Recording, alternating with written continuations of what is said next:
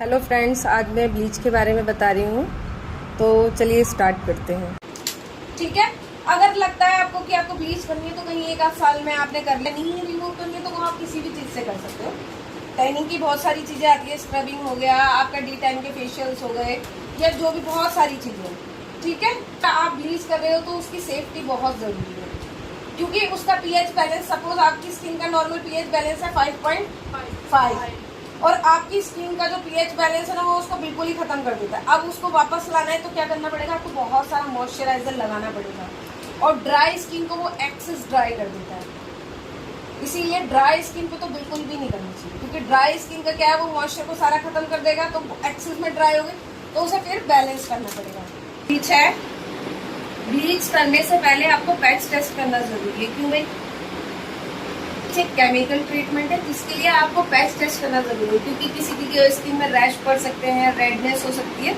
तो ऐसी सिचुएशन के लिए आपको क्या करना पड़ेगा, पैच टेस्ट, ताकि आपको पता चले कि वो आप कर भी पाओगे या नहीं कर पाओगे। क्योंकि किसी की स्किन में बहुत ज्यादा हाइपर रेडनेस हो जाती है, ईचिंग होने लग जाती है, बर्न होने लग जाती है स्किन। तो ऐसी सिचुएशन में आप ब्लीचिंग करने से पहले 24 घंटे पहले आप क्या करेंगे, पैच टेस्ट, ताकि आपको पता हो। पैच टेस्ट हम 24 घंटे पहले करेंगे, ताकि अगर कोई भी प्रॉब्लम है, ब्लीच करने से कोई परेशानी होती है तो हमें पहले ही पता चल जाएगा। अगर किसी की स्किन में रेडनेस होती है या पैच बन जाते हैं बड़े बड़े, तो हम ऐसी स्किन पे ब्लीच बिल्कुल अवॉइड करेंगे, और आप उनको कभी भी सजेस्ट नहीं करेंगे ब्लीच करने के लिए, क्योंकि वो केमिकल ट्रीटमेंट है और वो रिएक्ट कर सकता है।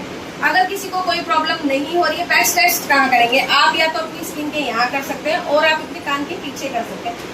कान के पीछे क्यों? अगर बाई चांस कुछ किसी को प्रॉब्लम हो भी गई तो उसके डायरेक्ट फेस पे नहीं दिखाएगा, इसीलिए पैच टेस्ट का मतलब है ऐसी जगह जहाँ वो छिप जाए। कान के पीछे करेंगे, अगर उसको रेडनेस वगैरह हो गई है तो वो आपको पता चल जाएगा।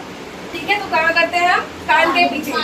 दूसरा रीजन ये है कि यहाँ जो कान के पीछे जो होता है वो बहुत सॉफ्ट स्किन होती है और सेंसिटिव होती है, तो मतलब अगर सेंसिटिव स्किन पे प्रॉब्लम नहीं हुई तो नॉर्मल फेस पे भी नहीं होगी। अगर आपको लगाने के बाद तुरंत बाद लगता है कि मेरा बर्न होना शुरू हो गया है फेस, तो आप उसको लगाने के बाद दोबारा उसको प्रॉपर क्लीन कर देंगे। टाइम नहीं वेस्ट करेंगे, आप वेट नहीं करेंगे कि वो थोड़ा और बर्न हो। जैसे उसने बोला कि आपको उसकी स्किन बर्न कर रही है, टीचिंग हो रही है, तो अगर थोड़ी बहुत होती है तो नॉर्मल है, अगर थोड़ी बहुत से ज्यादा हो रही है तो मतलब उसको रिमूव करना पड़ेगा। ठीक है। और उसके बाद आइस क्यूब का इस्तेमाल करेंगे, उससे क्या है, स्किन काम डाउन हो जाती है। ठीक है।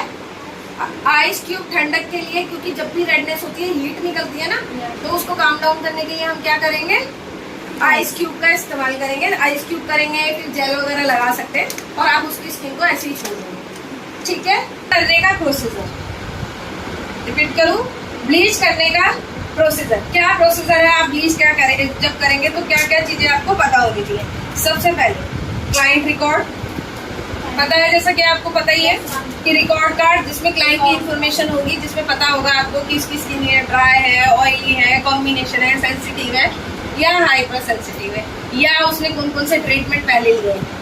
जैसा मैंने आपको पहले बताया कि बहुत जल्दी जल्दी ब्लीच करनी नहीं है। अगर किसी क्लाइंट ने 1 महीने पहले या 15 दिन पहले कराई है तो आप उसको डायरेक्टली मना करेंगे कि आपको ब्लीच नहीं कर सकते, क्योंकि वो तो करा लेगा, वो एक्सेस वाइट उसकी स्किन में प्रॉब्लम होनी शुरू होगी तो वो ब्लेम आप पर है।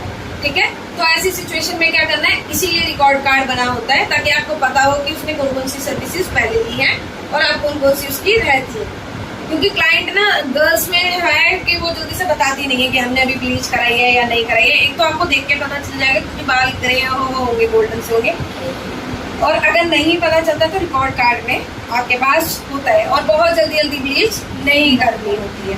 फिर आप क्या करेंगे, स्किन को पहले क्लींजिंग करेंगे, बहुत अच्छे से cleansing, toning and moisturising avoid कर देंगे, CTM करके आप उसको क्या करेंगे, फिर आप ब्लीच की एप्लीकेशन करेंगे। ठीक है। ब्लीच को एक्टिवेटर को मिक्स करेंगे। ब्लीच जो क्रीम होती है उसमें एक ब्लीच का पाउडर होता है जिसको एक्टिवेटर बोलते हैं। ठीक है। उसको एक पिंच डालते हैं, एक चुटकी आपने एक फेस के लिए ली, और एक चुटकी, जितना कम हो सके उतना ही डालेंगे, क्योंकि वो एक्टिवेटर बहुत ज्यादा अमोनिया होता है तो वो स्किन पर बहुत ज्यादा इफेक्ट करेगा, इसलिए बहुत माइल्ड सा डालते हैं। ठीक है। आप उसको फिर आप अप्लाई करेंगे। अप्लाई करने के बाद 10 to 15 मिनट्स तक रखेंगे। ब्लीच को उससे ज़्यादा नहीं रखेंगे। आई एरिया को आप छोड़ेंगे, जितना ये आपका आई एरिया है और जो ये बोन है ना, इससे ऊपर बिल्कुल अप्लाई नहीं करेंगे। फिर आपने अपनी ब्लीच को अप्लाई करना है। उसके बाद आपको कॉटन पैड लगानी है आईज पर। कॉटन पैड पता है आपकी, जो कॉटन कट करवाते हैं ना, तो आईज के हिसाब से 1-2 बनानी है दोनों आईज पे। उसको थोड़ा सा वेट करना है ठंडे पानी में और उसको आंखों पे अप्लाई कर देना है। अगर आपको लगता है ये नहीं करोगे तो आप कुकुम्बर का एक वो होता है ना, स्लाइस भी लगा सकते हो। वो बेसिकली क्या है, वो ठंडक के लिए होती है। ठीक है, समझ में आ गया। आफ्टर 15 मिनट्स, 10 to 15 मिनट्स आप बीच में चेक भी कर सकते हो। आप उसको थोड़ा सा एक एरिया से हटा के देखोगे। हमारे ज्यादातर बाल कहाँ होते हैं, पल्ली पे एरिया और यहाँ साइड में, जॉ के है ना, साइड लाइन में होते हैं। यहाँ ज्यादा बाल होते हैं, तो आप यहाँ का चेक करोगे कि बाल आपका गोल्डन हुआ या नहीं हुआ। और बाल हमें देखना है कि स्किन के अकॉर्डिंग करना है। जो हमें ब्लीच करनी होती है वो स्किन के अकॉर्डिंग करनी होती है।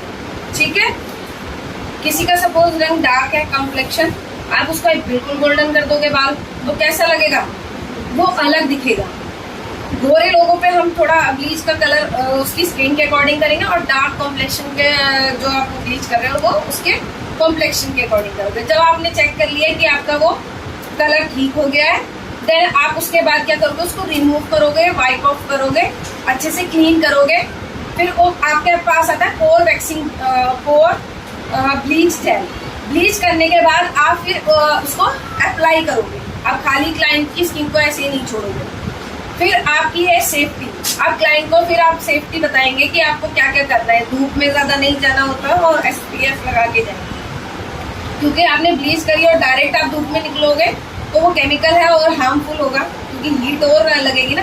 तो ऐसे में थोड़ा कूल एरिया पे रहते हैं और उनका क्या होगा कि सनस्क्रीन लगा के चलिए। ठीक है।